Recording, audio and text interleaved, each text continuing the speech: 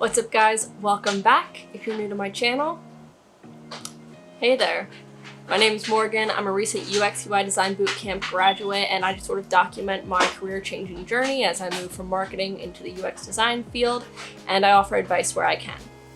Disclaimer, you will be hearing my roommate's dog throughout this entire video because the only way to get him to stop barking was to give him an empty milk carton. So you're going to be hearing that in the background. There are a few things that I want to address before I get into today's topic. So if you want to skip over my rambling, then I will leave some timestamps below. Firstly, do you guys notice anything different? I got a camera.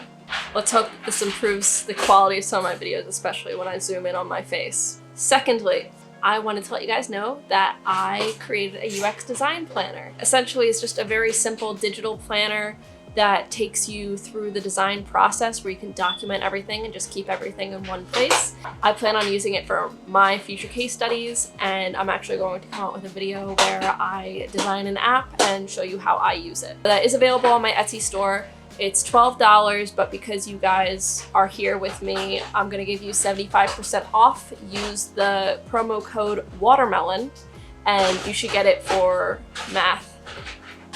25% of 12 is 3, so you should get it for $3. Today's topic. One of the things that made me super nervous about going into my UX design interviews was feeling underqualified, of course. Not that you're afraid of talking to people or anything, but I'm sure that a lot of people like me are afraid of going into an interview and then being thrown a curveball and not knowing how to answer a question. So today I'm going to talk to you about how you can prepare for a UX design interview when you don't have any UX design work experience.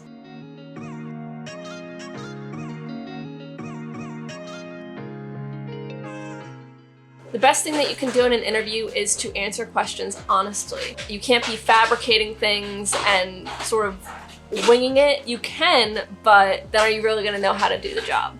So I'm just going to tell you a few ways that I was able to prepare for UX design interviews and create experiences for myself to talk about. So my number one tip is to do design jams. So if you don't know what a design jam is, it's essentially an event where you have X amount of time, usually a week or two, to create some sort of application, and you generally work with at least one other person. This gives you a unique opportunity to work with someone else. So I was able to work with someone remotely, and that's what I want to do. I want a remote position, so that's a valuable experience for me to be able to speak in an interview about an experience that I had working on a design team with someone remotely. So I highly recommend doing UX design jams, especially because there are generally very tight deadlines. Another thing to talk about in an interview. And whether your design jam experience was positive or negative, you're gonna learn from it no matter what. You should take it very seriously in the sense that if you have a partner that maybe you don't get along with, or they're not pulling their weight, that's your opportunity to handle a difficult partner. I was blessed to have a wonderful partner, and I can still talk about that experience because I was able to talk about how we were able to communicate effectively. If you have a negative experience, you can essentially say, this was the problem, this is how I solved it, or this is how I wish I could have solved it. Next, I really recommend that you work on a personal project. This isn't just going to be good for your portfolio because it sets you apart from other people who graduated from the same boot camp. You also develop problem-solving skills, creativity skills, as well as discipline by being able to narrow down your own project and come up with a good solution. You can come up with your own app concept, maybe something that you've wanted to make. You can find a local business that maybe doesn't have an app or maybe doesn't have a website, and you can design it for them. You can also do redesigns of popular apps and websites, or you could just have a friend come up with a prompt for you. I do recommend doing a variety of projects if at all possible.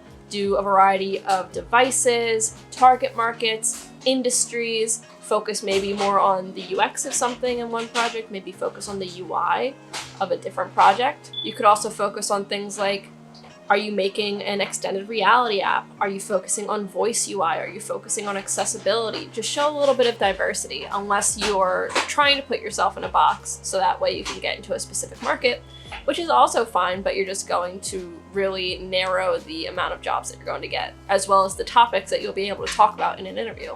Think about your previous job experience that you think is valuable. Not everything is about UX design in a UX design interview. A lot of questions are about soft skills. Were you able to take constructive criticism or feedback well in a previous position? Did you learn effective communication skills? Did you learn how to prioritize? These are all important skills that could get you hired. So you can always use your unrelated, I put unrelated in quotes because there is no irrelevant background to UX design. Everything's relevant, and I'm going to come out with a video about that in the future. But you can use your unrelated job experience to explain how you were able to develop certain skills. Make sure to research or audit the company that you're interviewing with before the interview. From this, you can hopefully get a decent understanding of what types of projects the company works on or what they may need help with, depending on what they're hiring you for. And once you got a good handle on what it is that they need, study. So that junior product designer position that I talk a lot about because I didn't get it, they were working specifically on a web app. I just started studying web design exclusively for a little bit, just that way I could be prepared for that interview that never came. I'm sorry. Researching the company beforehand will not only make you less nervous for the interview because you have a better grip on what it is that the company is looking for and how you can speak to them, but preparing like that can really set you aside from other candidates. Know your process. So this sounds simple because you're like, oh, of course I know my process. I do the same thing every time. But have you ever really explained it to someone?